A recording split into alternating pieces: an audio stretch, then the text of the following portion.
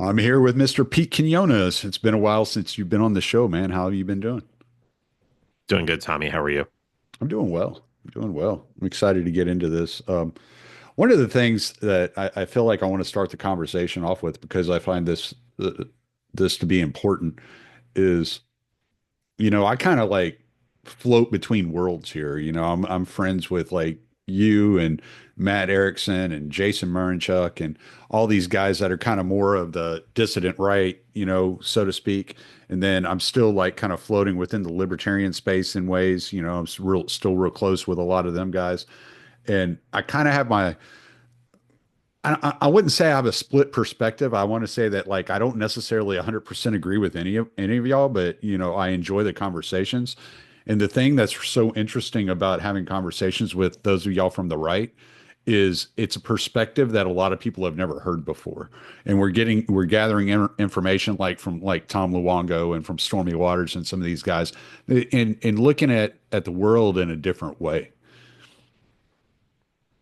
Well, yeah, I guess one of the things that happened recently was I was just like, of course, talking about the Federal Reserve. We were making the point that ending the Federal Reserve right now would be dangerous to most people, and people immediately started when they responded to that. They were responding in what I call the very religious way, and what I mean by that is they're inside a bubble and they they're not taking into consideration the fact that they have an ideology. The ideology is within a bubble. And when they hear something, they automatically they revert their thinking reverts a certain way and just has a pat answer for that. And it's like, well, we can't end the Federal Reserve right now because, the globalists will just swoop right in, take over. And it's like, no, we have to end the Federal Reserve now. We end the Federal Reserve. That's what we have to do. And it's like, that's very religious thinking because you're not even asking for a explanation. You're not asking, well, why do you think it would be dangerous? Why do you think globalism, it would just empower globalism to end the Federal Reserve right now? You're just going off, you're just reacting. And what's funny is people like me are accused of being a reactionary, which, okay, proudly, proudly from, if you understand the historical definition of that, sure. But, what I saw was when Tom said that on my show and I put that on Twitter, people reacted to it in a way that it's like, okay, no, I'm in this bubble. My bubble, the people inside this bubble, and the people who inform this bubble, the quote unquote thought leaders inside this bubble, say this. I'm not going to listen to anything outside of that, and I'll listen to it, but I'm not going to hear it. I'm Mm. not going to take it into consideration, and I'm not going to try to understand it. One of the things that I try to do is I try to understand where everyone's coming from. It's one of the reasons why I've studied Marxism so deeply and why I've tried to study as much as I can because I want to understand where everyone's coming from. I'm reading a book right now on my show called The Demon in Democracy, and it shows how liberalism and even classical liberalism matches up with communism and Marxism in one distinct way, in that it's promising, like it's we're on the path to like as perfect as we can get. Mm. And I needed to understand that. And that was one of the first books actually I read. I read that book in 2021, and that was a book that actually Daniel McAdams actually recommended that book, and it really turned my thinking around. And especially as I was coming back to the church, and when I came back to the church, I came back to the Protestant church, and then when we moved to where we live now, there was a small Catholic church, and I grew up Catholic. I was baptized as a baby, brought up in the Catholic church, graduated Catholic school, and I just went. My family has been. My dad was a Southern Baptist preacher, but he was born into his ancestors are all Catholic. My mother's ancestors are all Catholic. That's who I am basically. So I wanted to. when I went back to the church, I was like, okay, this makes sense to me. All the questions I had about Protestantism when I was even in a Protestant seminary and arguing with the professors, going, this doesn't make any sense to me. Why?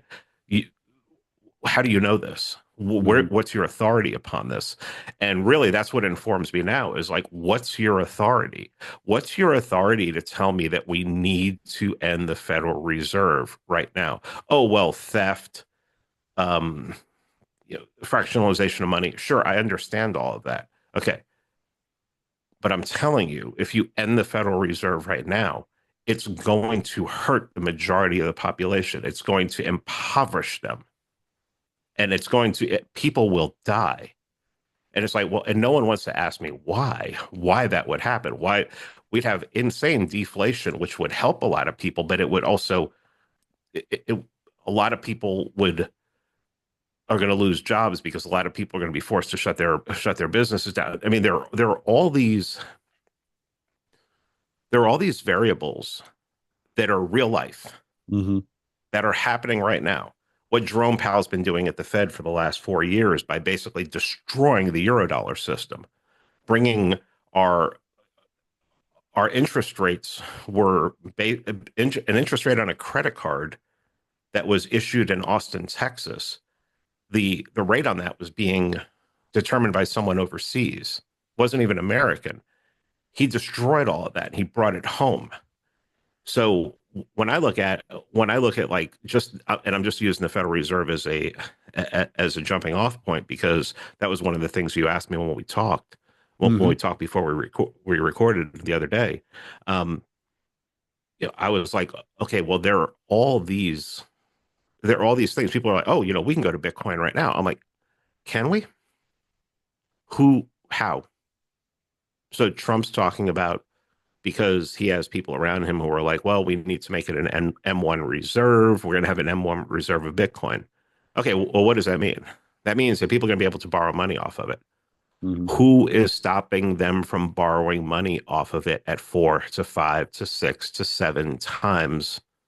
Who to to fractionalize it? Not fractionalizing Bitcoin, but fractionalizing the reserve element behind it. So it's like you could say, oh, we have $1 trillion worth of Bitcoin sitting here in an M1 reserve. Okay, we're going to lend 10 trillion off of that. Right. Okay, so and they can do that. Why? Because they're in charge. So you can say, oh, if we just go to Bitcoin, everything will be great. If we just have Bitcoin as a reserve, as the Bitcoin standard. Okay, well, who's going to be the one to police how? Because Bitcoin is not going to be an M2 currency. Most Bitcoin people say that. So if it's just who's going to do this? So it's I'm listening to people talk and they're not looking and understanding exactly how the global economy works right now. They don't understand that the US dollar is the most powerful currency in the world right now, above pretty much all others. Even Russia's ruble has started to fall. But you don't quit a game when you're winning, especially when you're like kicking your opponent's ass. You Mm. don't quit a game. And if you do quit that game, like Chesterton's fence, if you're going to tear this down, why are you tearing it down? And what's on the other side of it? Hmm. Is it going to be worse than it is right now? And if your only answer to that is, well, I'm being stolen from and that's immoral, that's not enough for me.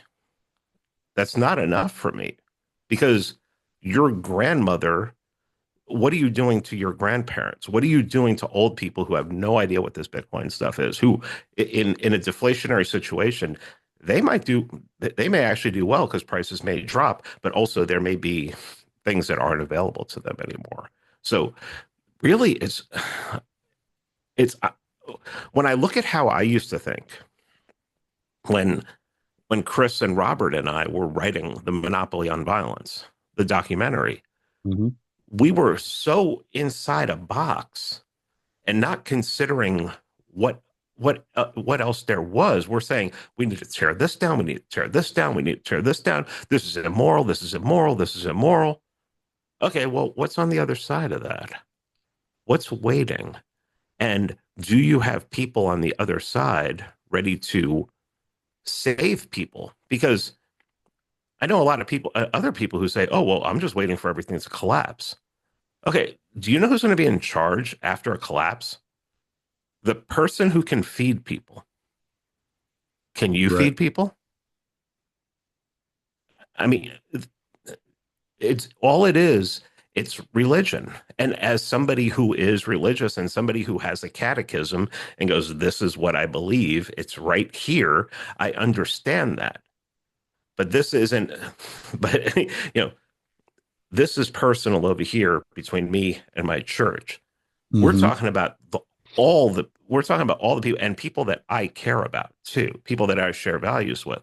I don't want to see them hurt because somebody is, and I know these people don't desire power.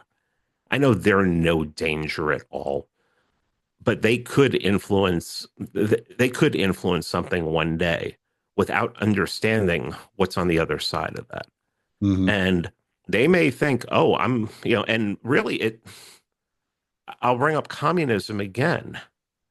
I've actually talked to people who were like, yeah, I don't care if other people have to die, but other people are going to have to die in order for us to get through this. Well, I mean, that just sounds like Lenin or Trotsky to me. Hmm. So, why I had somebody the other day tell me, I told them, I said, we're always going to have someone there who is above the law to decide the exception when it comes to, he said, oh, if somebody breaks into my house, I'll just shoot them. Vigilante justice. And I'm like, okay, but what if that guy didn't break into your house? What if you guys were playing cards and he beat you and you shot him? Somebody has to be there to make that decision. It's like, well, somebody else can do it. And this person's just advocating for vigilante justice. Hmm. And he's not doing it like he doesn't sound like an insane person. He's doing this politely and we're just having a conversation. And I'm like, well, that's insane, first of all. And why would I want to be associated with people who were sharing ideas like that? And then somebody will say, like, well, no, just listen to the leaders of the movement. Why are you listening to anons on Twitter? Listen to the leaders of the movement. What are the leaders of the movement saying? What are their recommendations? Where, where are their answers? I mean, especially if you start making a living off of this and you make a good living off of being a quote unquote content creator, Hmm. how much of the boat do you want to rock? Right. Where are the incentives like driving you? Yeah. I mean, I can understand poor people who are just like, "Yeah, I'm desperate here. I'm willing to do desperate things." But then again, that person doesn't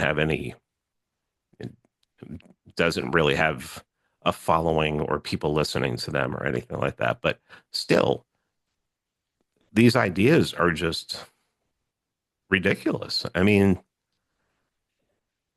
to not be able to have a conversation, to default to morality, especially people who want to preach morality to me, who I know are atheists.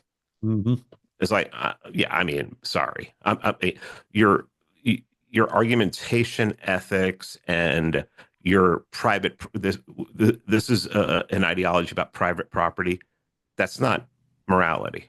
Sorry, morality is not don't hurt people, don't take their stuff. Okay, there there are a lot of things that can destroy a community and destroy a culture in a community where you're not where people aren't getting hurt, people aren't having their stuff taken from them, and I see a lot of advocating for that too. I mean, if you are somebody who says prostitution should just be legal, it should be everywhere, you're my enemy. You're my enemy, and you're God's enemy. You know, you're God's enemy. I mean, we Well, can I let me back sure. this up just a tad bit because I have a couple of questions because I noticed something like whenever I discovered Orthodoxy and I started getting more involved with the church and I started going down that path, becoming a catechumen and becoming Orthodox, I noticed a lot of my mindset changed and the way I looked at politics and just the way I engage with the world. That all changed. Like just the structure of who I was and the way I view things changed. So how much was the rediscovering of your Catholic origins, like how much did that influence the change in your thinking and then change in the way that you approach these subjects? Well, it was just a way to go. It was once you figure out that something is not working, once you figure out that something is not workable, Mm. I think a lot of us, maybe even including yourself, went through 2020 and we were like, people don't want to be free. People want to be Yeah. told what to do. People are just sheep and they're waiting to be told what to do. Well, where does order come from? If you want order, people are going to have to be orderly. People are going to have to desire order, or there's going to have to be a mechanism in place that enforces order. Well, where does that come from? What is the basis behind that? Is it private property rights? Is it good economics? I think it goes beyond that. And I think it goes to that which cannot be seen and cannot be felt. I Mm. mean, which well can be felt on the inside, but it's not something you can reach out and touch. Everybody wants something that they can say this is the exact way that this is going to work. And Sam Francis said that he said every ideology works great in theory until it gets introduced to reality. And then as soon as it gets into reality, it's no longer an ideology. It just gets totally torn apart. Mm. And I think even like somebody like in the Libertarian Party, you're seeing that with Angela McArdle, being able to having a line to Mar-a-Lago and talking to people within the administration. You see libertarians, even libertarians that have like pretty, halfway popular podcasts attacking her for getting in bed with evil or whatever, that you're not allowed to do that. You're not allowed to seek power. You're not allowed to use power, or they'll do this thing that's absolute that's because people are so afraid of failure and people don't want to look bad.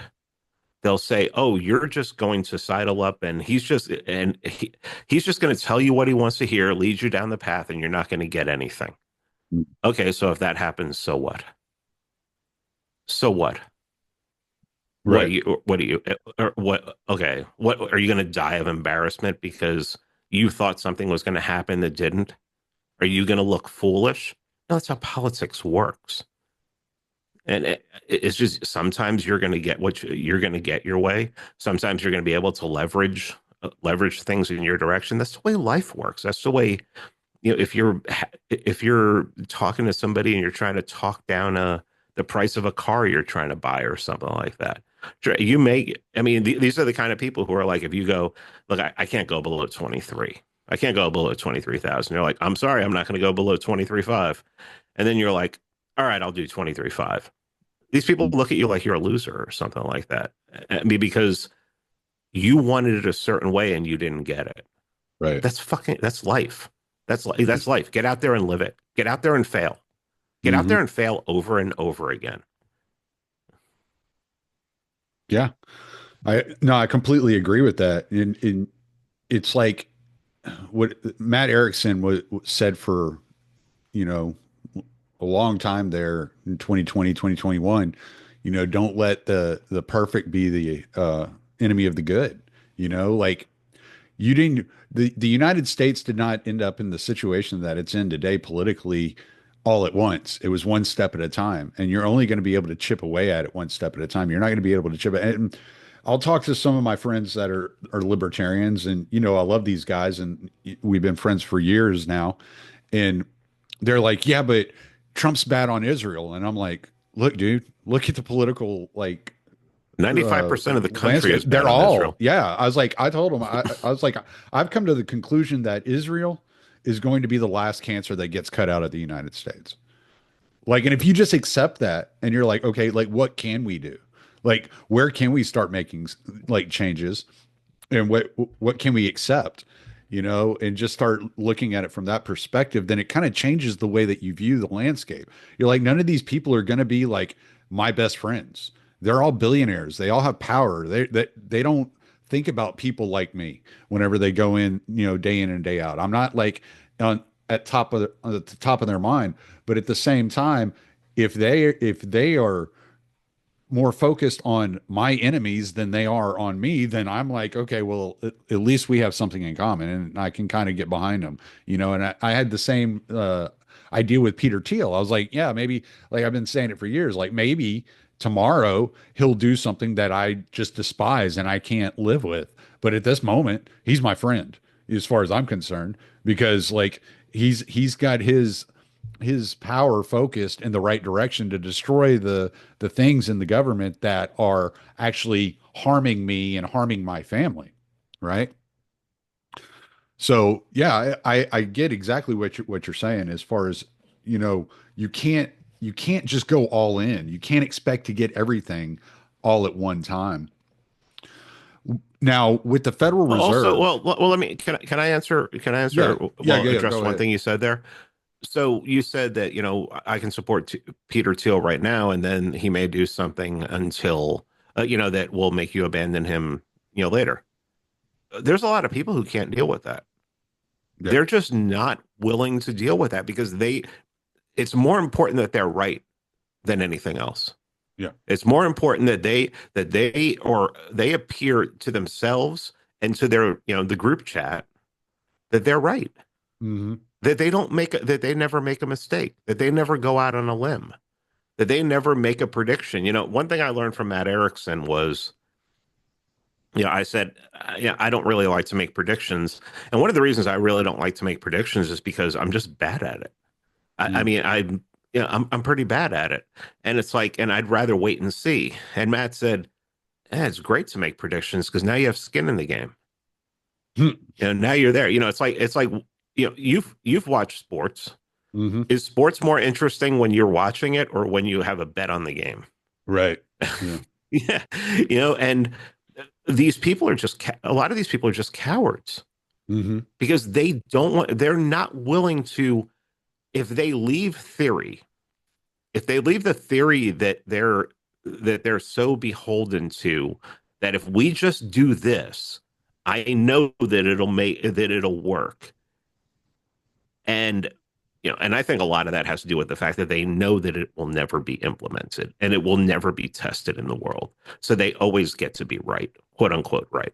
hmm, But I'm one of those people now who's just like, well, I mean, I'm gonna go off the deep end and say, yeah, I mean, I think I think there's a chance that Trump could really do some damage to the administrative state. I think that with people like Vivek there and with Elon there, and everybody's like, oh, Miriam Adelson gave him $100 million. Elon gave him 260 million. hmm, Elon's expecting something back for that. yeah, Yeah. And well, what is that? And also Silicon Valley. How about what's his name? From the Mellon family. He gave him 170 million.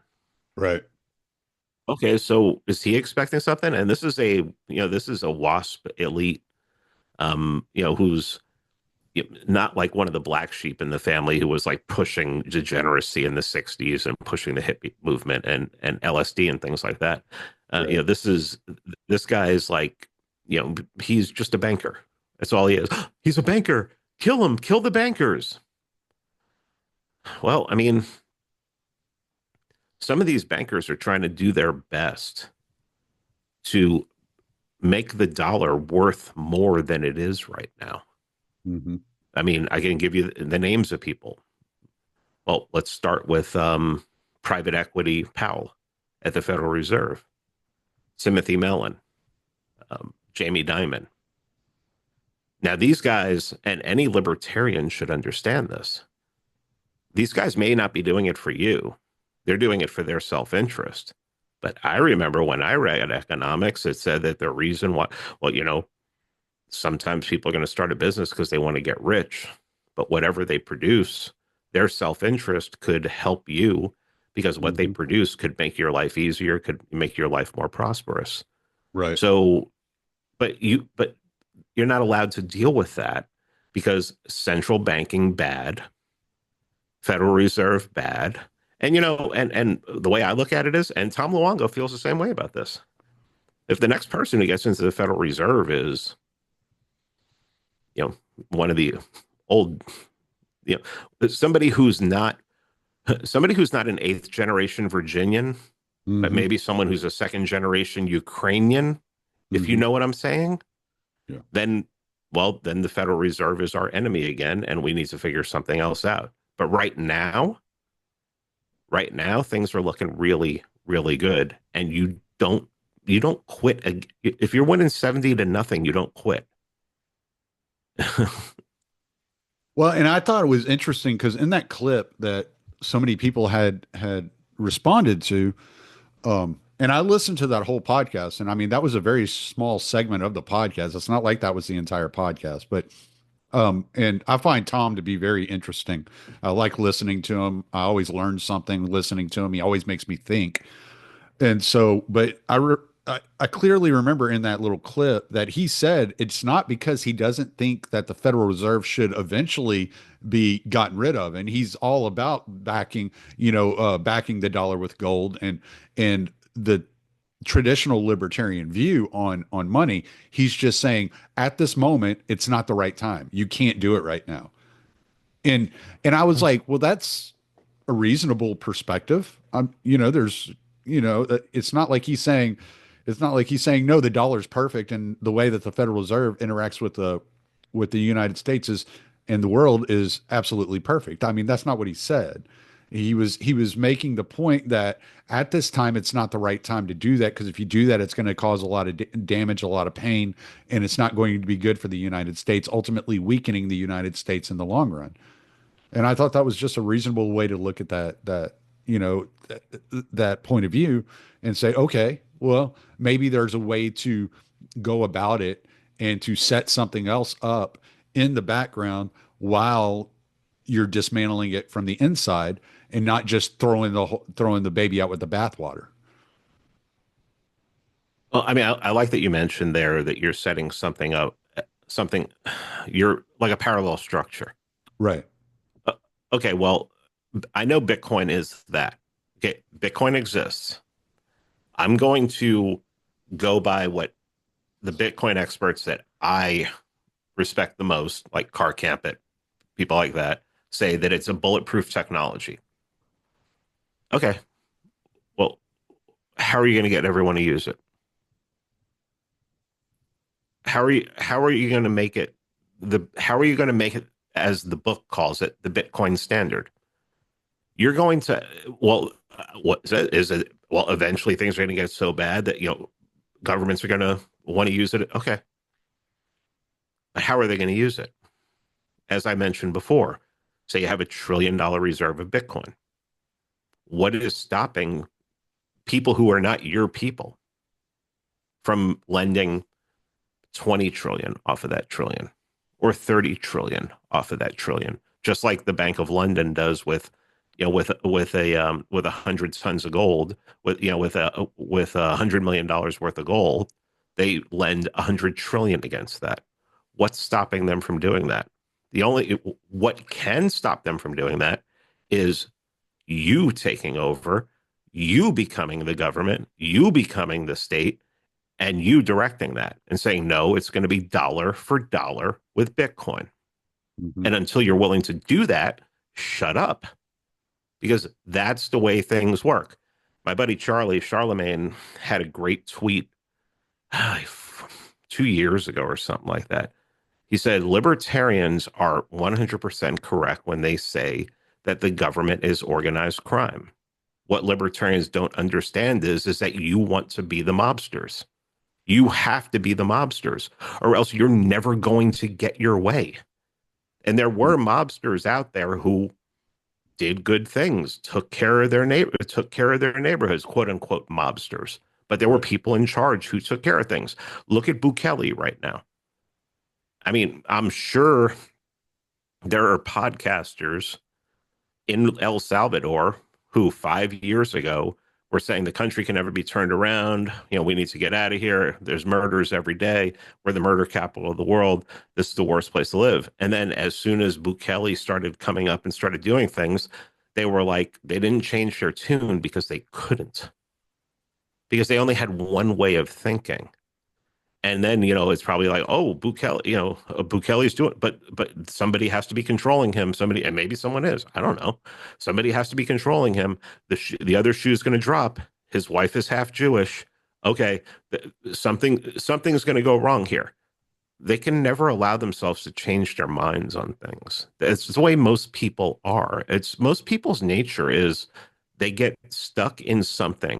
And especially if they get stuck in something, especially if they have, I'll bring it back to this, if they have no religion, they're looking for some kind of system that allows them to have morality. For a lot of people on the left, it is the state, like Ted Kaczynski talked about, over socialization, people becoming reliant upon the state, becoming activists. Seems like a lot of people who are attracted to libertarianism are attracted to libertarianism because it allows for them to replace Sky Daddy with a system of books in a library down in Auburn, Alabama, an hour and a half south of me. I had talked to Mark Claire about this a couple of years ago about how he had viewed Ron Paul uh, much like the Christians view Christ, and that it was very distressing to him to come to the conclusion that Ron Paul was not a savior, that he was just a man. And I mean, Ron Paul's a very religious man. He's very faithful in his Christian, and I guarantee you, he would never want anybody to look at him that way. And the to know that that's how people look at this is a part of what attracted me to libertarianism whenever I first got into it was the fact that there was no state worship. Like the one thing I identified more than anything was people are worshiping like Obama. People worship the politicians. Like that's like gods to them, and it's weird, and I just it gave me the creeps, right? And and even at that time I was calling myself agnostic. Um and because I was and it was creepy to me. I just found it so creepy, and so that pulled me into libertarianism. But then I saw in libertarianism there are many factions of libertarianism, and it doesn't go for everybody. Like I have some great friends that are libertarians, but there are some factions of libertarianism that then want to put on high like a Tom Woods or someone like that. And I'm not saying that anybody worships Tom Woods. I'm just making this point that they're always looking for somebody to put on the top of the mountain and to, bow at the feet of. And it's like, well, you're just replacing God. That's all you're doing. And it is disturbing to see that happen. And so when you attack, one of their core tenets, like destroying the Federal Reserve today, and they have that knee-jerk reaction, you're right. It is a very religious way of looking at it. Instead of sitting there and saying, okay, what exactly would happen today? Maybe you can start answering some of this, just by some of the calculations you've done. If we went in and we destroyed the Federal Reserve today, there's no Federal Reserve tomorrow. What happens? And Okay, well, what are the good positives? What are the negatives? And we got to, everybody's got to look at that, and we have to weigh that out.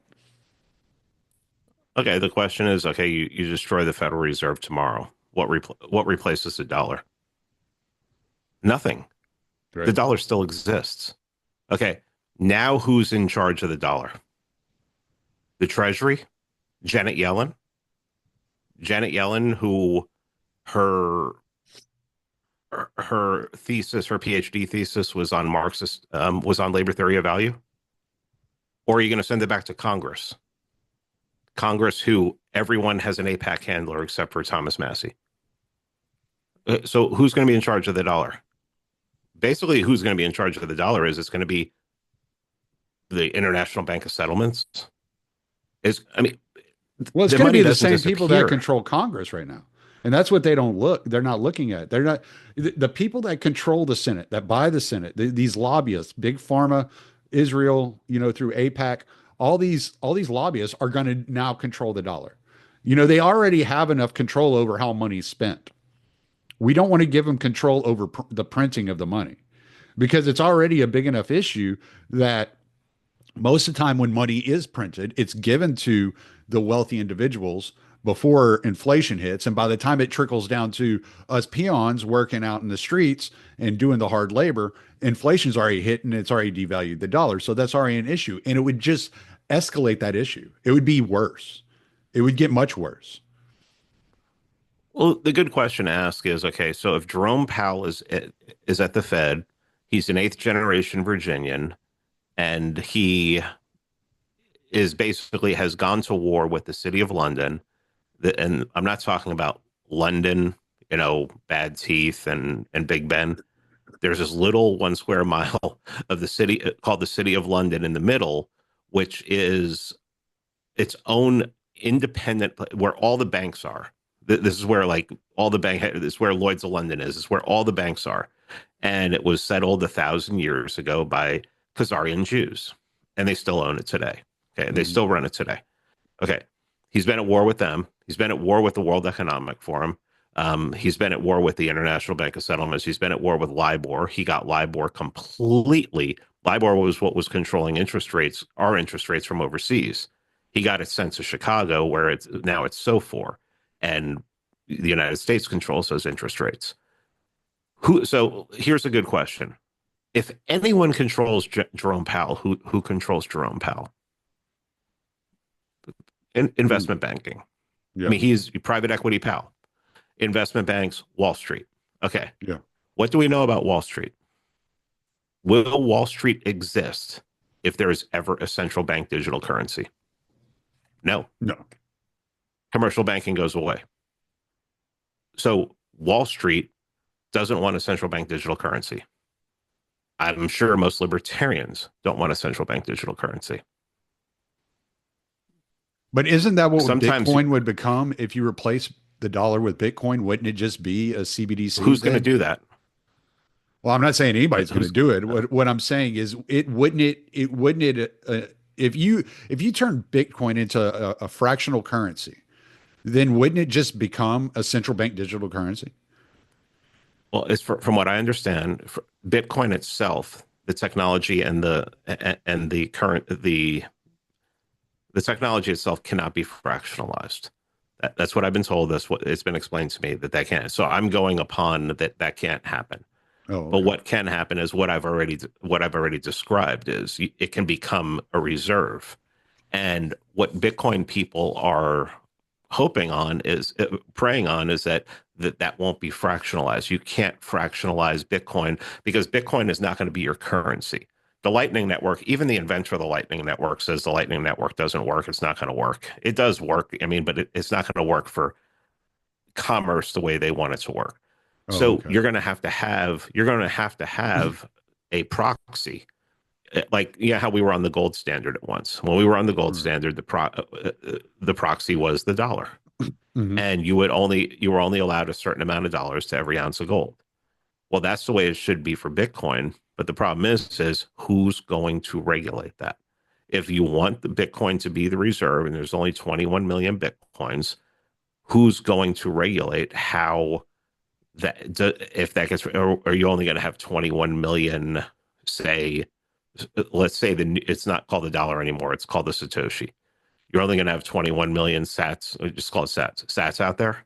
Hmm. Okay, that sounds that's interesting. Okay, so that means that probably everything now will be the equivalent. Most things will be the equivalent of pennies unless you fractionalize it. Or maybe the Bitcoin guys have a better way of doing that, and I'm willing to listen to it. But the way that, but that still does not change Yeah. the fact that they're going to have to be in charge. Who's going to be in charge of if if Bitcoin is the only M1 reserve on the planet in the United States? Who's going to be in charge of that? Somebody has to be in charge of that who is sympathetic to the Bitcoin bros and to libertarians who are promoting this as a currency, or promoting it as a reserve. Well, there's only one way that's going to happen is you're going to have to be in charge. How are you going to be? How do you get in charge? How are you going to be in charge of it when it's not against the interests of the managerial state? This insane state that system of government that's existed for about 100 years now. Well, first of all, how do you tear it down? And second of all, once you do tear it down, who's gonna tear it down? You? Are you gonna? I mean, these are people who say that, like, voting is violence.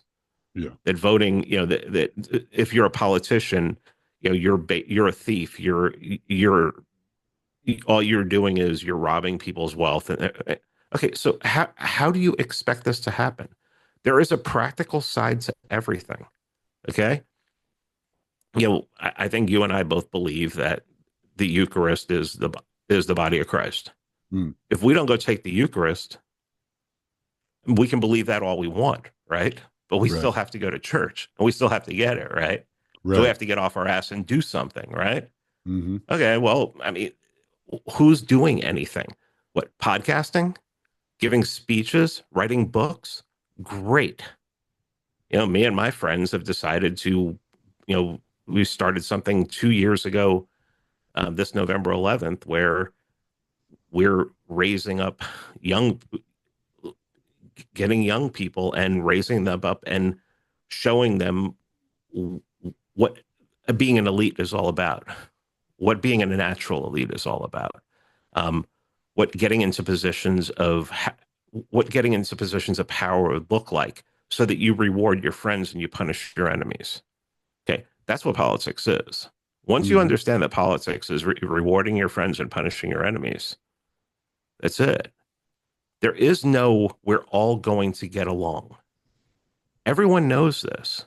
Even if you were to declare, if you were to take over a town and declare, we are going to run this now like in Capistan, you're going to have people who are going to revolt. You're going Right. to have people who are going to organize. You are going to have people who are going to put together a militia. You are going to have people who are going to put together a government. That's one of the reasons why it's like I'm not an anarchist, because it's like, okay, anarchists can say all they want that, if you did tear down the government, government's inevitable. Great.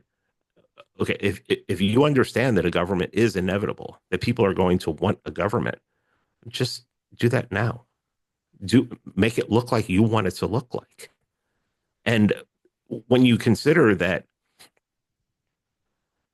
with what people like Jerome Powell have been doing, they've been weakening global the global people who want globalism, who want there to be like a one world government, whatever. I mean, I know it sounds Alex Jonesy and everything, but that is really what they want. They want all governance to be the same. If Hmm. you understand that that's been weakened and that it's weakening, and that you understand that we're going towards what Hoppe talks about, more like like a localized, decentralized kind of government, start building that now. Because even if you do get it to, even if collapsitarians get their collapse and the government collapses, you want to have your infrastructure in place, right? Best way to do that is to do that locally. And that's, I don't like to call that libertarian, because it's not a libertarian idea. I mean, this is the Hanseatic League was, before the term libertarian ever came out, the Hanseatic League was very libertarian. It was very decentralized. Hmm. But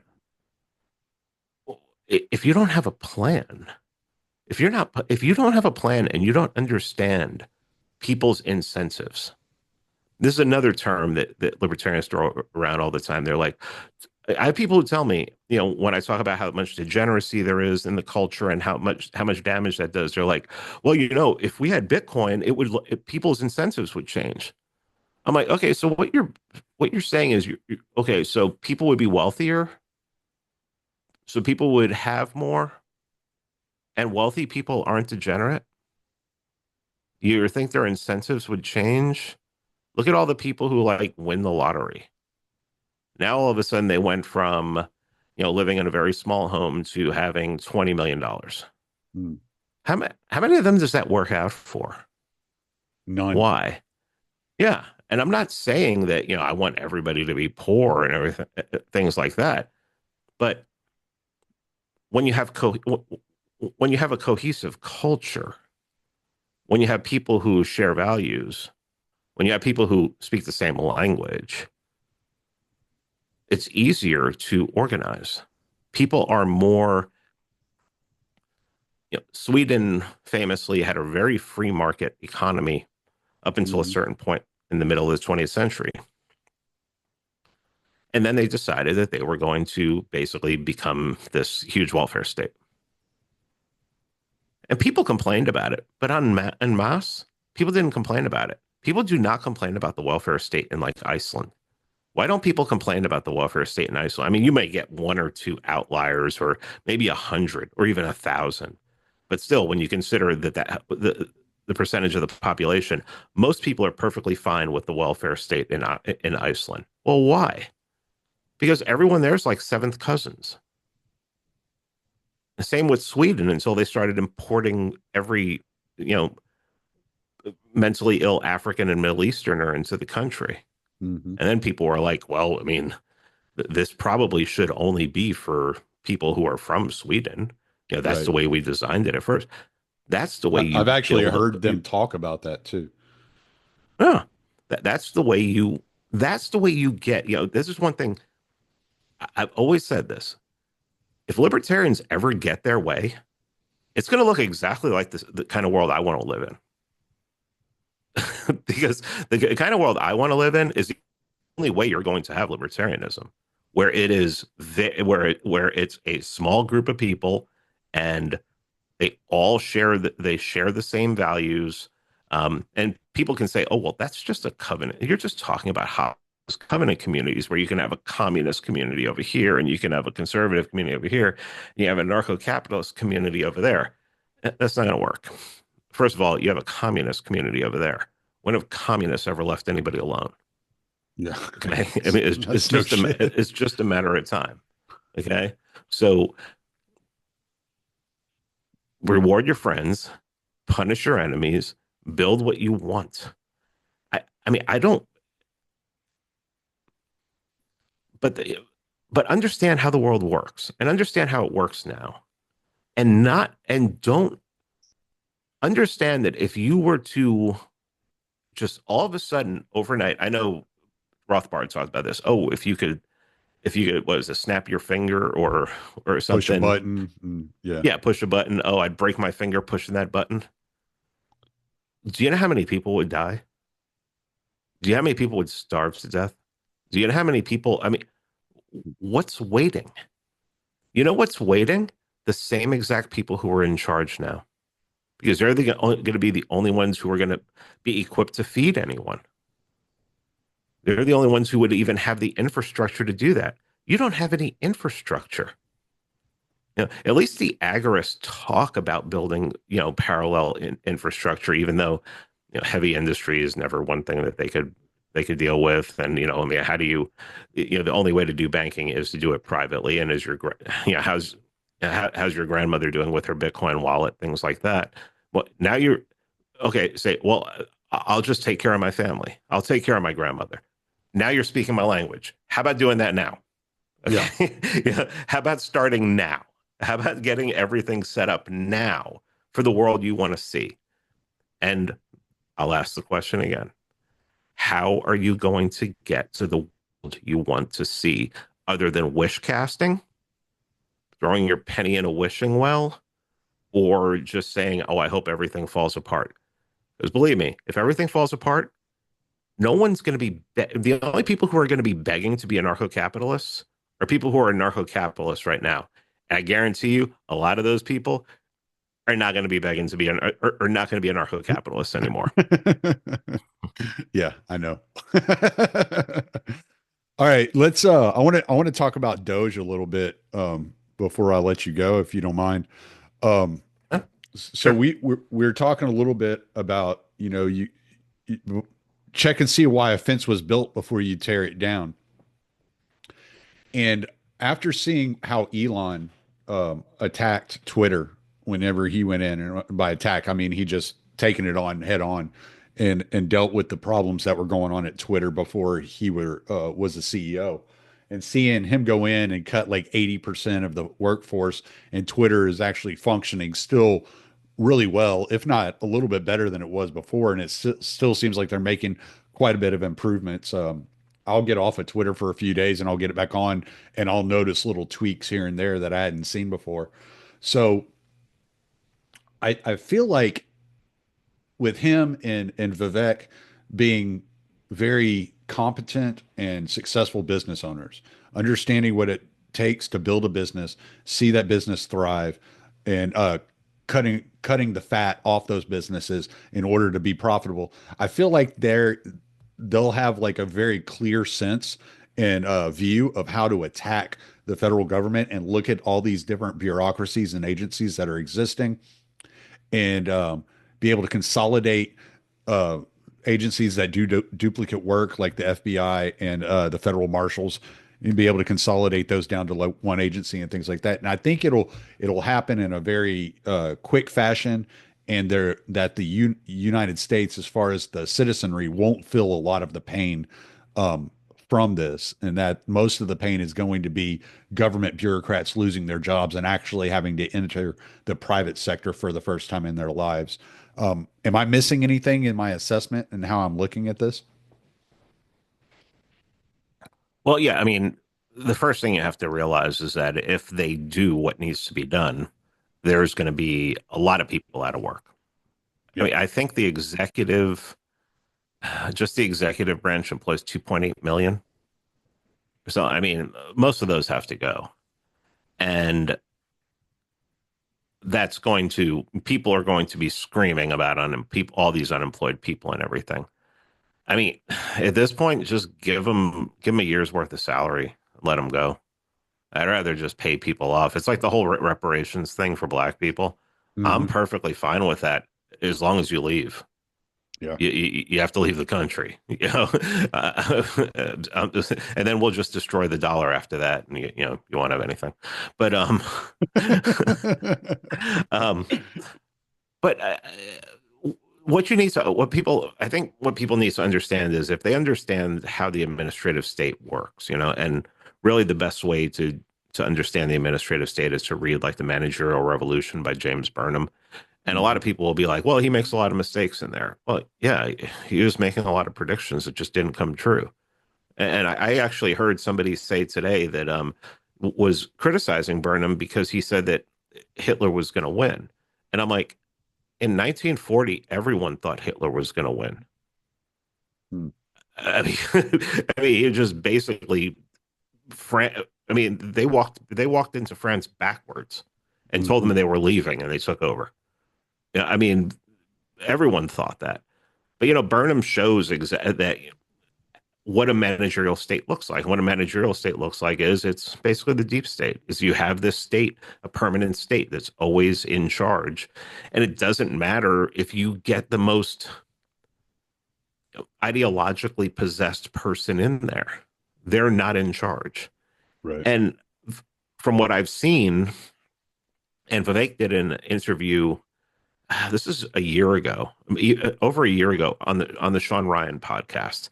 It's like Hmm. 2.5, 3 hours, and he really like lays out what the managerial state is and how to dismantle it, Hmm. like how you would do it. And he understands. I mean, this is a guy who's obviously read Burnham, obviously read Elite Theorists, and he understands how this all works.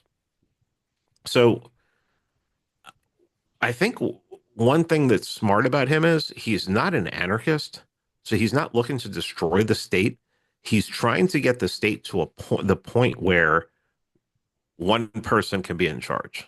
like it was supposed to be. Hmm. You know, you have the executive makes the decisions. He has a cabinet, he has people around him, he has advisors, but his is the last word. And that's not always going to happen. You're always going to have people, elites, who are going to be speaking, whispering in whoever's in charge's ear. Now we have Elon there, we have Vivek there, David Sachs is going to be there. There's going to be a lot of people there who Right. who have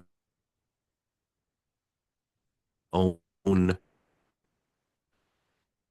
about it in February of this year. Yeah, and we understood that if these guys were going to go all in on Trump, they were going to expect to get something out of it. So we just started breaking down, what do we know about these guys? Well, they do business with a lot of them just got rich doing business with the government. Okay, I'd have done the same thing if I were them. I mean, they all came out of uh, almost all of them came out of college at the same time, 1990, when Pat Buchanan is saying the Soviet Union's falling, we need to become the shining city on the hill. You know, we Mm. get and there was a time in this country where the smartest and the brightest and Elon Musk would be working in the government. David Sachs would be working in the government. Mark Andreessen would be working in the government. Yeah. But they saw at that time that the government doesn't want them. The government wants war. So Hmm. let's go make enough money so that maybe one day, and I think I've listened to them enough that I'm not like, this isn't fanfic, that this is probably the way they were thinking. So we're going to need the kind of capital to do the kind of things we want to do, to have the kind of life we want to do, to see the kind of future we want to do. Elon is obsessed with going to Mars. Everything he does, those robots are designed to work on Mars. I mean, yeah, sure, he may sell them commercially to factories here, or even to people may buy them for their home to become like a maid or something like that. All that money is for him to get to Mars. Why does he want to get to Mars? I don't give a fuck. I don't care. All I know is that that's what his incentives are. Okay, and in order for him to be able to do that, we're going to have a completely different kind of governance because they're not going to allow it. I mean, if when he was being interviewed with by Tucker Carlson at the beginning of that, he said they were laughing because they both went all in on Trump, and they said if Trump doesn't get elected, we're going to jail. Hmm. And they would have found some way to put probably both of them in jail. They would have taken his businesses away from him. They would have destroyed him. So then there was a good episode called Little Tech Wars with Andreessen and Horowitz, where they talked about why they were supporting Trump, and then Horowitz at the last minute backed out and endorsed Kamala. I guess Horowitz got the call, but Andreessen, you know, kept going Mm. and supported Kamala and supported Trump. These guys are in his ear. They're expecting to get something for what they did. And the one thing I know about these guys is they prize competence. And if there's one thing that we haven't had in government is competence. Yeah. There's no one competent there. There's no one competent there. So what are they doing? They're trying to put together teams that are the most competent. Do I like Trump's picks on his cabinet? Some of them, some of them I absolutely despise, and anyone who knows me knows why. Um, but the what I'm seeing them do, and especially with Doge, to bring this all the way back to Doge, is I think they're going to try and dismantle the administrative state, the deep state. And can they do it? No idea. Low probability. Do I want them to do it? Yeah. Am I going to cheer them on? Yeah. If they fail, does that mean I'm a failure? No. It means I had hope. Something Yeah. that seems to most people can't afford these days. Either they Yeah. can't afford it or they're embarrassed to have it. Like the David future looks bright type idea, man. You can't be nihilistic about all this stuff. We all have lives to live. We have families to take care of, people that depend on us. You can't go through the world nihilistically, or you're ruining multiple people's lives, not just your own. So Well, yeah, hey, no, look, I'm with you. well, you remember when I left libertarianism, and one of the things that they said was, "Oh, you're just black pilled." Look, man, there is nothing more black pilled than a libertarian who is just reading books and hoping. Yeah. You're not doing anything to improve your life. Look, I moved to an area where the cost of living is very low. I live a great life. Um, I have great friends. I've put together a great network of people who I can rely upon, and people who know that they can rely upon me, and people who know that I'm going to sacrifice for them. And that's not something I ever really heard people talk about when I was a libertarian. Right. I remember there was this meme going around, like I guess 2017, 2018, and it was completely facetious. It was anarchists unite, and people were making fun of it, as they should. What, anarchists are going to unite to do anything? Well, I mean, you you saw a bunch of anarchists, join the Libertarian Party. I mean, I was there too in the beginning, when all that was happening, and it's good to see that some libertarians are now getting it.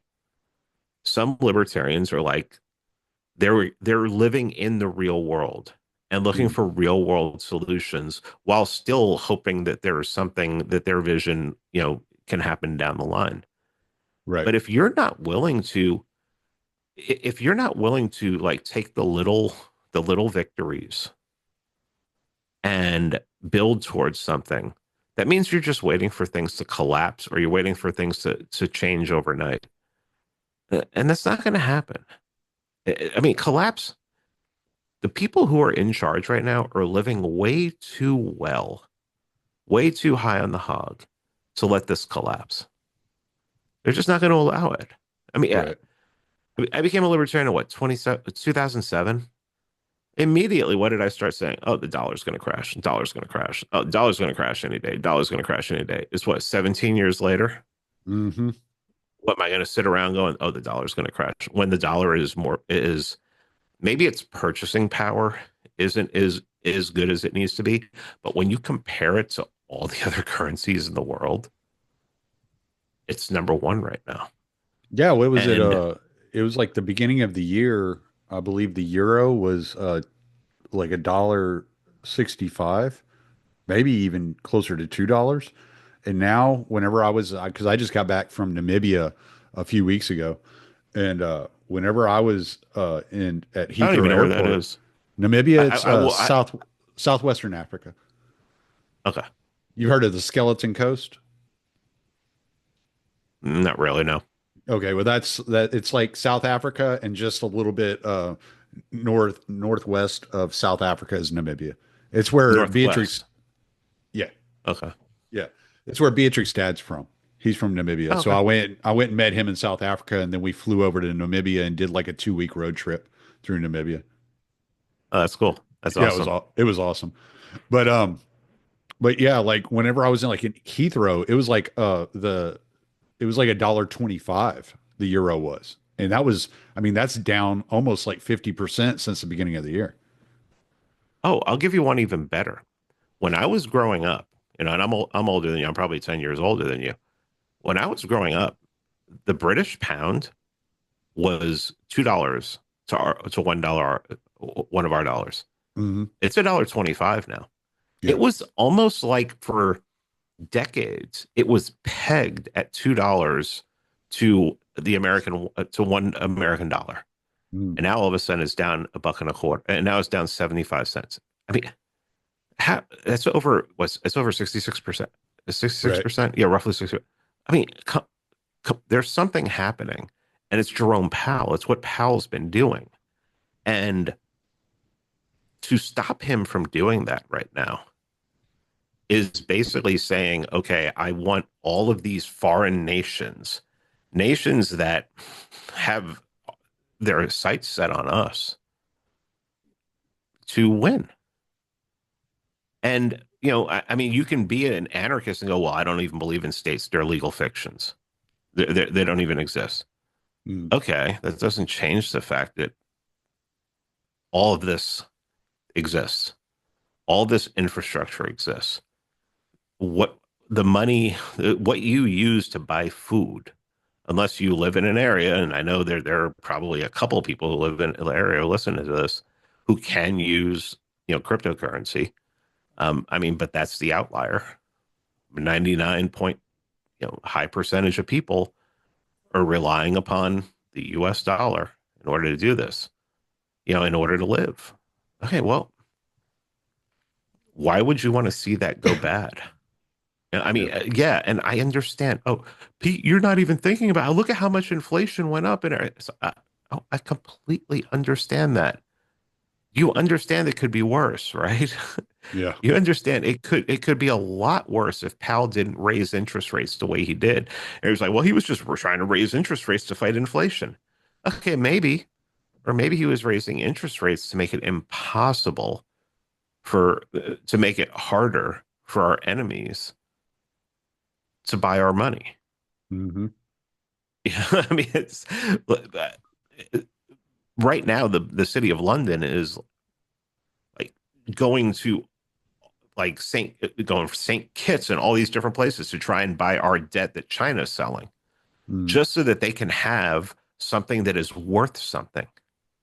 They're getting money from they're getting gold from Argentina. Malay's sending gold to the city of London from Argentina, so they can have money to lend it. They can have collateral to lend against.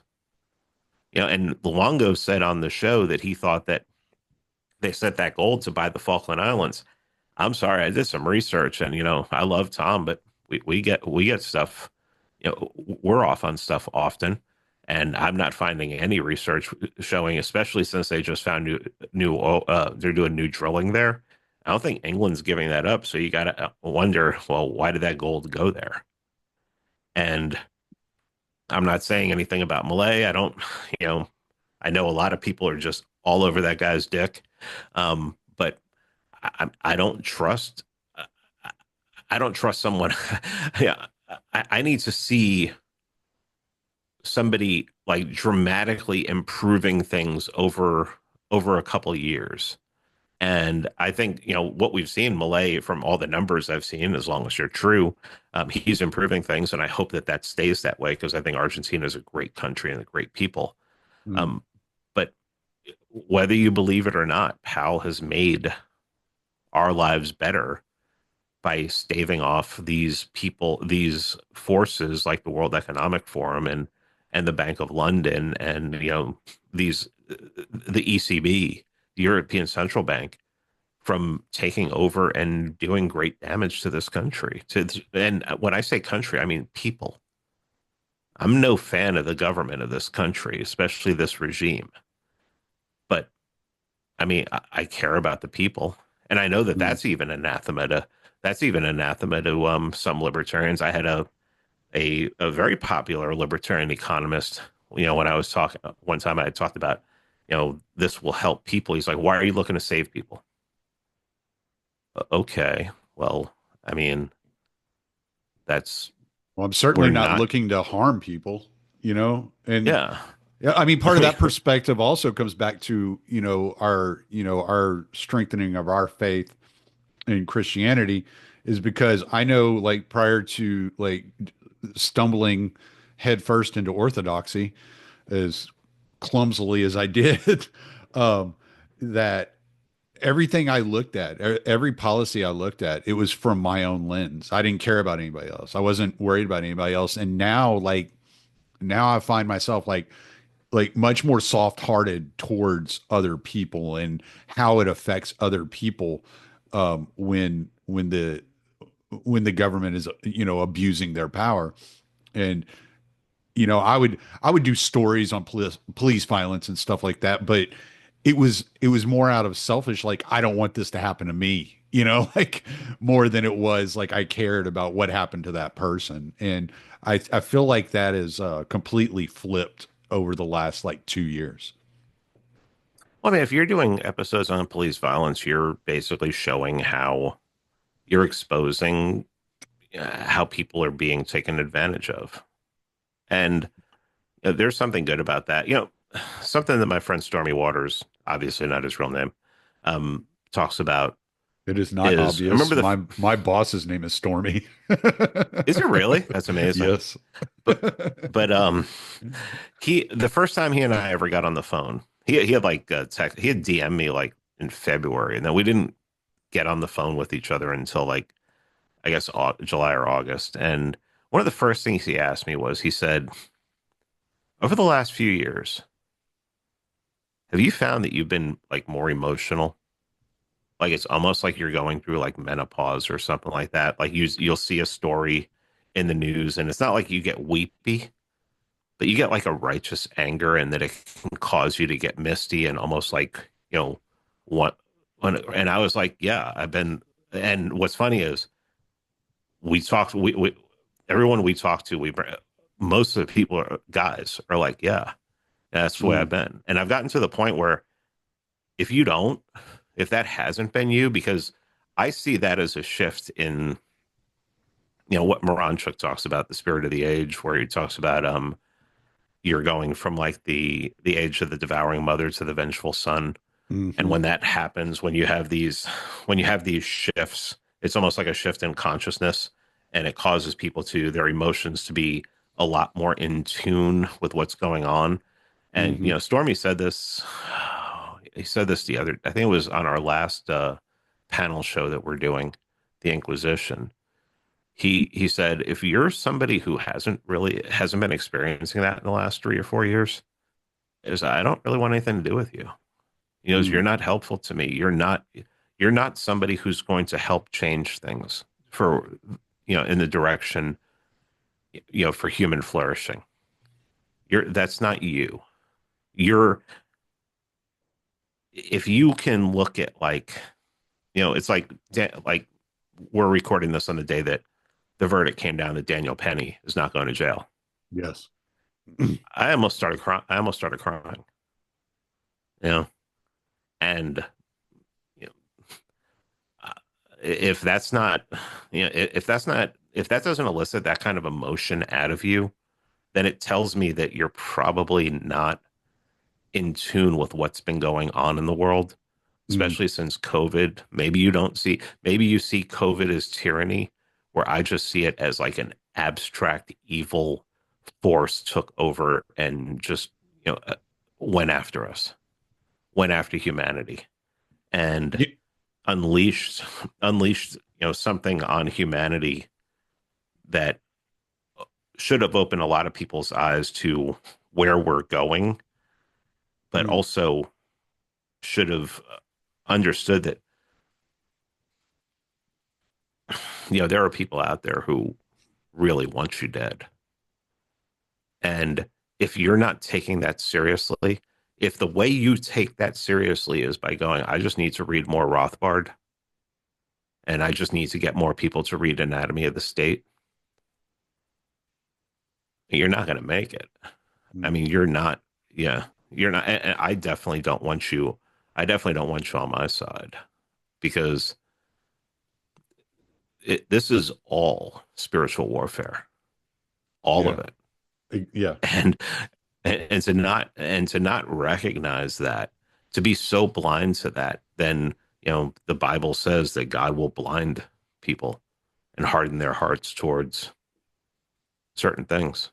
Yeah. And you can complain and say he shouldn't do that, but he is a monarch and he's a king and he can do what he wants. And especially if you're not willing to come over in our direction, come over in the direction of people who actually see what's going on in the world right now. I've heard Stormy ask that question before, and maybe it was just the way he worded it. It didn't really strike me the way that you just worded it. It like the way you just put it, like I always just thought that was just my conversion, right? Like I just thought that because I went from being like kind of embittered and angry at the world for so long, and that's kind of what drove me into libertarianism and agorism and all that. And then finding orthodoxy, I just felt like the softening of my heart, like the like becoming more sympathetic and empathetic towards society and towards the world. And I thought that was just my conversion, but it's very, yeah, no, it's very possible that it's just being in It's tune with the spiritual warfare that's going on around us. it's either or in both. It's all of it. Yeah, yeah, It's all of it. Yeah. yeah. Yeah. I mean, you have to find a way to fight it. Yeah. I think I've found a very comfortable way to fight it, and well, a way to fight it that works for me. But one of the things Stormy and I are going to start a new series on Wednesday, and it's going to be all about the metaphysical Mm. and what can't be seen, and mysticism, and how how this government figured out how to use metaphysics as a weapon against its enemies, and how this has been declassified, and how once you start reading those papers, which I was reading like 10 years ago, but my I wasn't ready for it. It was Mm. papers that I had stumbled upon, declassified stuff I'd stumbled upon 10 years ago, and I just wasn't ready for it. And now I'm reading it again, and I'm like, oh wow, wow, we can actually fight this, and we can actually fight this, and we don't need bullets. I mean, we can win, and we don't need bullets. Well, can I ask you something on kind of, I mean, it kind of runs parallel to this, at least in my mind, it does. Okay. So, so Tom had made a comment on your podcast that anybody who's worried about the BRICS nations is like basically half-ass retarded. They don't know what they're talking about, and they're looking at it all wrong. When I look at like what just happened in Syria over the weekend, I'm looking at the Ukraine Russia, conflict. I'm looking at China, getting ready to annex Taiwan. You see what's going on with Israel and Gaza. It really looks like there's the beginning of this global war, like occurring, a World War III, you might call it. And with America sticking its nose all over the place and in financing a lot of these wars, how much of this do you think is related to Jerome Powell and his kind of like butting heads with the city of London? How much do you find that this is spiritual? How much of it is just the American hegemon trying to, you know, get full scale domination across the world? Like, what are we looking at as far as the conflicts, the way that it coordinates with the money supply and the spiritual war that we've been dealing with? I think we're looking at a dying regime, and it's a regime that has controlled the whole of the West. What people call the West, Western culture, Western European culture, hasn't existed in 80 years. Once they split up, once the war ended, and they had to defeat those evil Nazis. So let's give half of Europe to the communists. Once they split that up, the western side of Europe and the United States needed to become one. The whole goal was to tear everything down so that there was no longer such a thing as a German or a Swede or a Brit. And a lot of that first started in Britain with a lot of immigration, the Windrush ships in 1948, coming in, bringing in Jamaicans, and basically what you've seen, and you see this. The plan was actually laid out in a book called The Authoritarian Personality.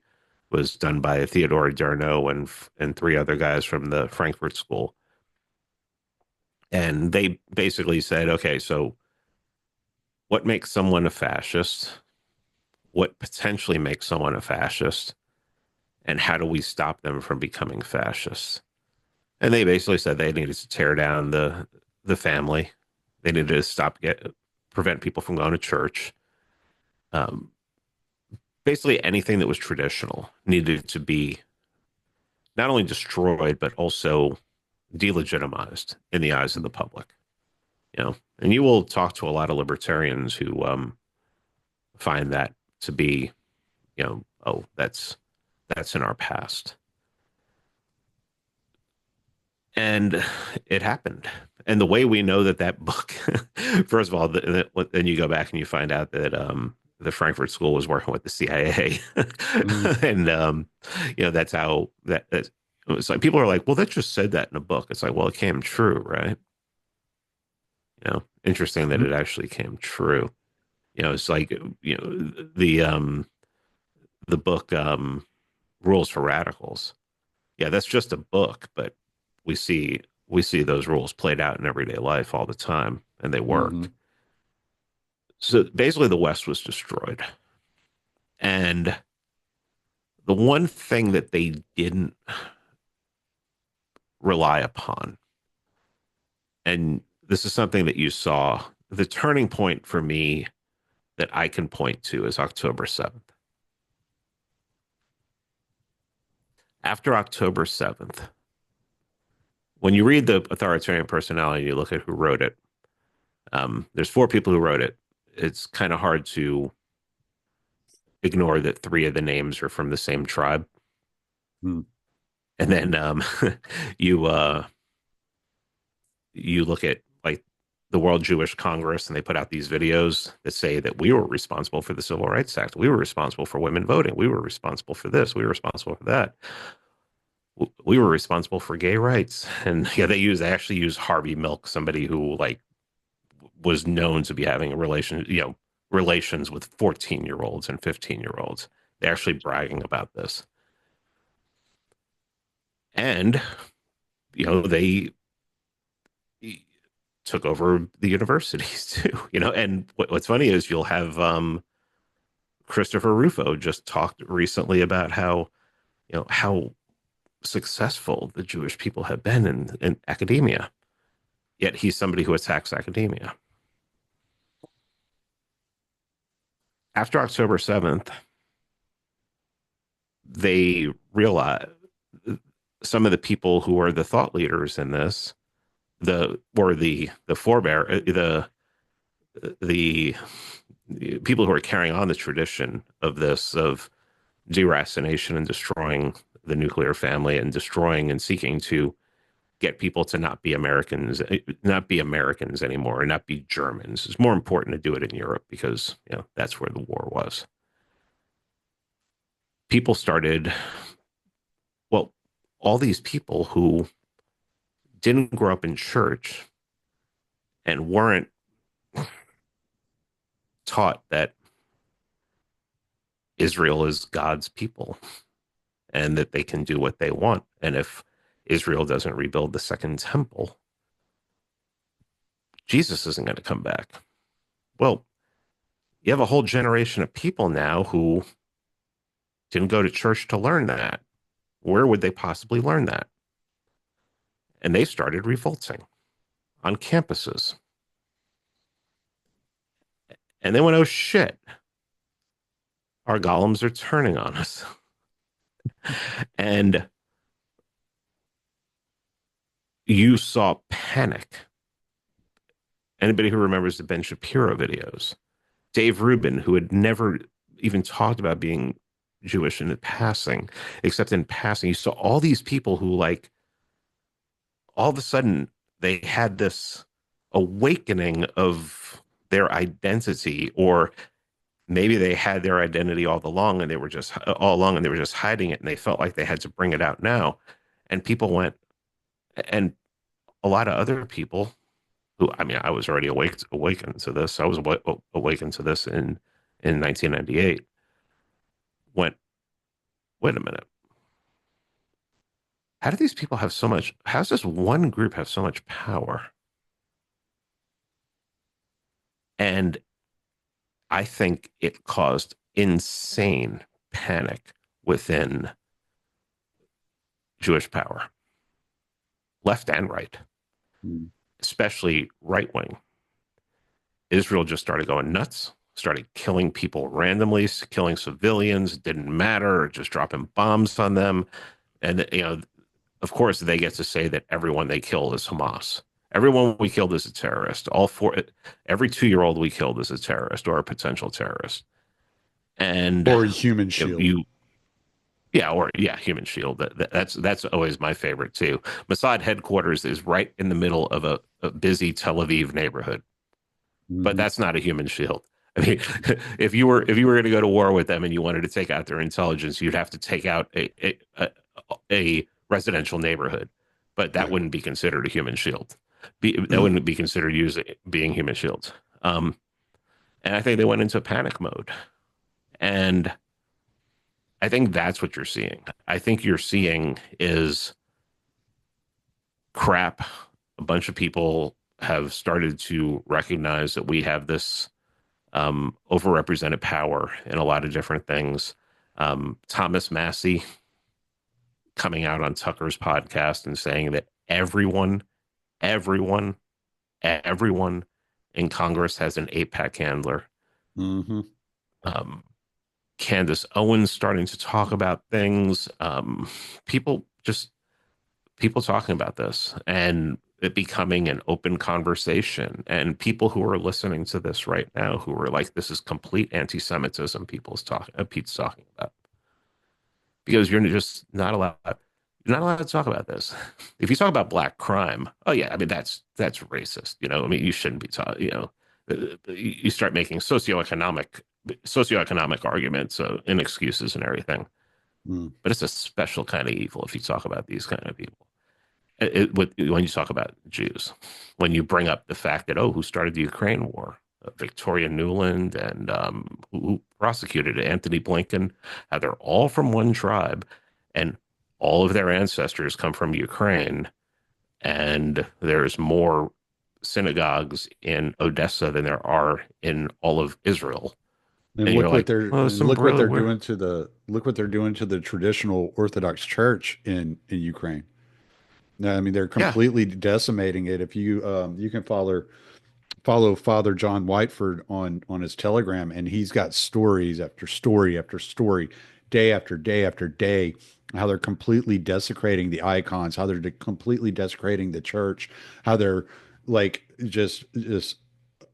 perversely, going in there and putting on this liturgy and turning it into like a clown mass type of situation like you had with the Catholics a while back, and it's just this complete perversion of the whole Orthodox faith. And it's like, what is happening and why are we allowing this to happen?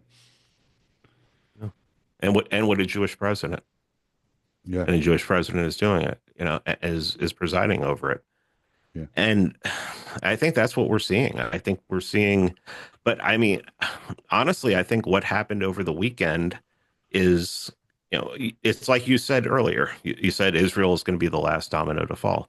I think what happened over the weekend, this was my opinion on Saturday night when they called it. I said, they went to Russia. I don't know who they is. It could be the Trump administration. It could be the current administration. It could be the incoming administration or the current administration or a combination of both and said, we will give you what you want in Ukraine, wind everything down, and went to Iran and said, we will leave you alone. You just can't back Syria. You can't back Syria and what's happening right now. And I think somebody also got a hold of the Syrian Arab army because the Syrian Arab army is one of the greatest armies on the planet. Mm. And they stood down. So somehow this huge group, I mean, there's no way. Okay, so anyone who knows anything about the Syrian Arab army knows that there is no way any foreign force or any force within there, the quote unquote moderate rebels, Al Qaeda, whatever they're calling themselves now, could take that country in a week, in less than a week. But they did. And it's because some kind of deal was made and some kind of stand down order was made. I'm just glad that Assad and his family are in Russia and they're safe because I did not want to see that great man end up like Gaddafi in the streets. Yeah. Yeah. And yeah, that's what I'm seeing. I'm seeing, I think that they managed to, Israel managed to pull a W out of all this. Now, what's happening now? I mean, looks like infrastructure is being bombed. It looks like the country is going to be left to head choppers, Yeah. just like every other country gets left to head choppers everywhere. Right. But what I think you're seeing is it to go back to your question, is it because of Powell? Maybe a little bit. Maybe that's a consideration. But I think it has more to do with what happened on October 7th, and that a lot of people's eyes were just opened, and a lot of people's consciousness, even on the Israeli side, were awakened. And you saw what you've been seeing since October 7th is you've basically been seeing a war. You've been seeing So a you war of ideologies. I even think that left um, liberal Jews and conservative Jews are having a war with each other to this day. I think that mm, started on October 7th as well. just from the Russian perspective, I just want to ask, so you think there was a deal cut with Russia that they would take Assad and give him refuge. In return, the Ukraine war winds down. They get the Donbass and Crimea, but in exchange, they give up their naval base in Syria, Right, I because guess. if they get Donbass and if they get Donbass and Crimea, they don't need a port. They don't Okay. need that port in the Mediterranean anymore. Now they have ports. Now they have port access Gotcha. to the south. Gotcha. And Iran obviously just wants to be left alone. And the whole Iran thing was bluster anyway, because anyone who's studied this, and I've done several episodes on this, you can't win a war with Iran. No, you don't want to go to Yeah, war with Iran in Iran, especially. yeah. I mean, you can draw them out. You can draw them out and maybe fight them in Iraq, or fight them, get them to come to Syria or something like that. But you cannot win a war in Iran. First of all, you Right. have no place to stage from. The last wargaming that I heard from a friend of mine who was actually part of that wargaming, which has been declassified now, in the aughts, was they were going to stage from Azerbaijan. You can't stage. Azerbaijan isn't even a, a good place to stage from. Yeah, right. You're not going to be able to stage from Turkey. You're not going to be able to stage from Afghanistan. You'd have to reinvade Iraq to go from Iraq. It's just not a war that can be won. And you can't even win that war from the air Right. because of I mean, the first thing you want to do when you consider any kind of war, even air war, is pull up a topographical map of the area. It's all mountains, and you have S-400 systems, possibly S-500 systems sitting behind those mountains, and they can pretty much shoot anything down. So The only thing I consider is I heard somebody talking about this the other day, that if the US were going to like declare war on Iran, they wouldn't they wouldn't stage in Azerbaijan and actually go to kinetic war. What they would do is they would just shut off all the imports of food going into Iran because Iran can't really grow anything. And so they depend on imports for food. And so they would just starve them out. you'd have to you'd have to have Russia on your side. Yeah, that would make Yeah. sense. Yeah. Yeah, you'd have to have Russia on your side because Russia would figure out a way. Iran has been such a great ally to Russia that they would make sure that Iran got taken care of. So you'd have to find a way for Russia to shut them out. Mm. Turkey's a wild card in all this. Nobody even knows what Turkey is now. I mean, Yeah. just 6 months ago they were threatening to invade Israel, and then now they just helped to topple Syria. Yeah. So who the hell knows what's going on, Yeah. man? I mean, there's so much to this, and I really just think it's going towards the post-war consensus is dying. You're seeing more conservative leadership being elected in European countries, even when they say, like they just did in Romania, where they just said no, they made it invalid. All that Hmm. does is just empower the right, you know, what you can call the right, or what I would call nationalists. It empowers nationalists more. Hmm. and you're not going to be able to do that. You're not going to be able to stop them from ever. It's like, they're talking about alternative for Deutschland, AfD in Germany. Oh, well, if, we just outlaw them. Okay. You're, you're just going to make them stronger. You're going to, there's going to be more people. You're going to Yeah. have smarter people who are going to, yeah.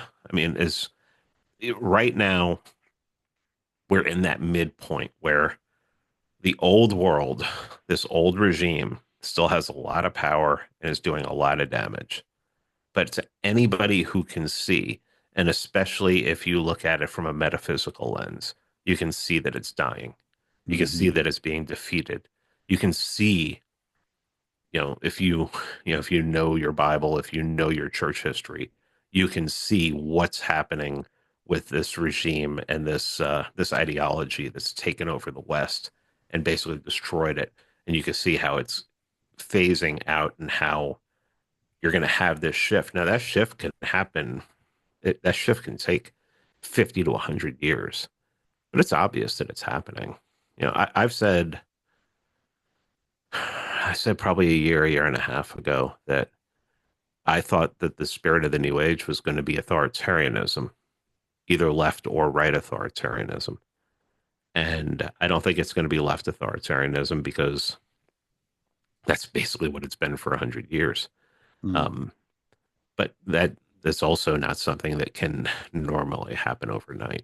People are going to have to become accommodated to it. I think the spirit of the age, and I think Moranchuk, when Moranchuk talks about the vengeful son archetype, that points towards authoritarianism. And given the choice of left or right, I would choose right, but I'm ready for left too. So, Yeah. I'm just realistic. I mean, would I like to live in a nice in a community that was so tight knit and um, insular that it could be live like a have a libertarian kind of, sure, Hmm. but that also depends on it being monocultural and and people sharing the same values or everything like that. I don't think that happens, and I don't think another thing that I've said that I know a lot of people just haven't listened to me in a while, but I've said that the reason Singapore works is Singapore is not monocultural. People will look at it and go, well, it's Asians. It's different Asian groups, and Asian groups hate each other. I mean, you think the Chinese and the Japanese like each other? Right. You think the Chinese and the Vietnamese like each other? Hmm. I mean, the reason they get along and why Singapore is seen by, I mean, I know libertarians who move there, Bitcoin, like people who made a ton of money off of Bitcoin and they move there. The reason why it's so orderly and why you can drop your wallet and someone will pick it up and chase you for 6 blocks to give it back to you is because it's an authoritarian regime. You can't have multiculturalism without the threat of without the threat of somebody of the state clamping down upon you or someone clamping down upon you and whipping you, which they do lashes with I forget what kind, they cane people like Hmm. publicly. Right.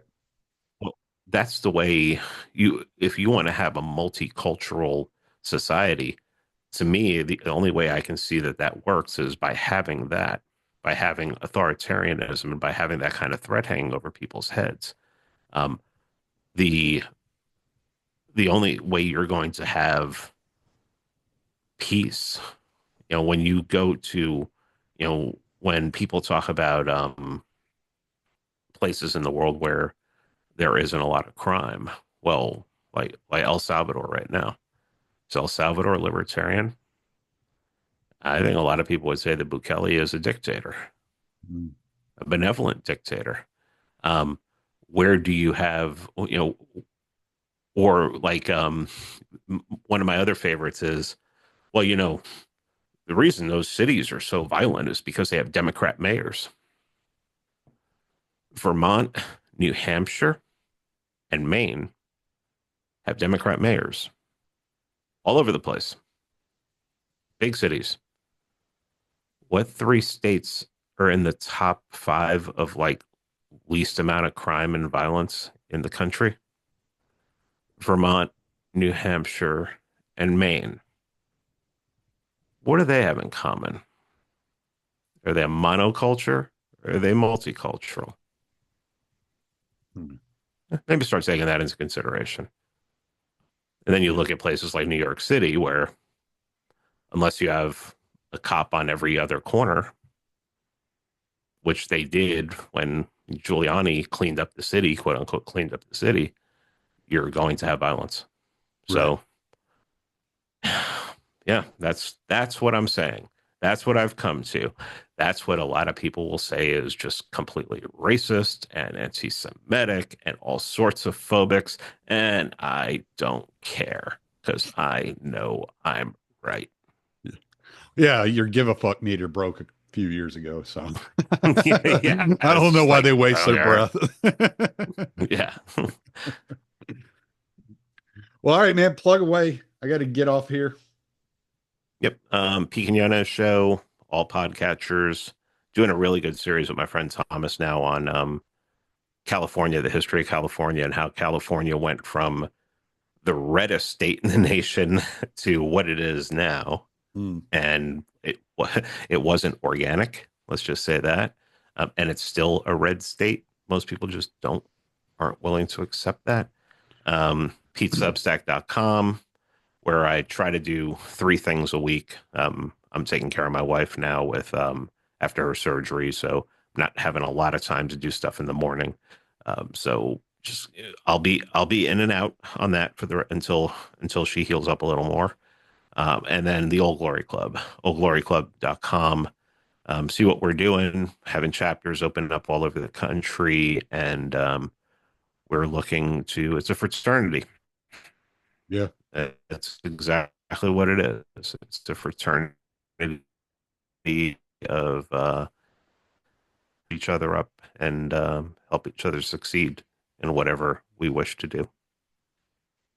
Well, Pete, man, I always appreciate that you're always willing to come on and chat with me and just be open and about how you feel about things, man. It's always fun to have these conversations. No, man, I appreciate it, Tommy. I wish I last time I was in Texas recently, I wish I could have seen you, but you were. I think that you were traveling. That was when you were traveling. Yeah, probably. I was gone most of October, so Yeah, so, yeah. That's when we were there. So so yeah. yeah, I got back like middle of November, so I was gone about three weeks. Yeah. Yeah. But All I right. appreciate it. Thank you for inviting me on. Absolutely, man. I'm gonna stop the recording.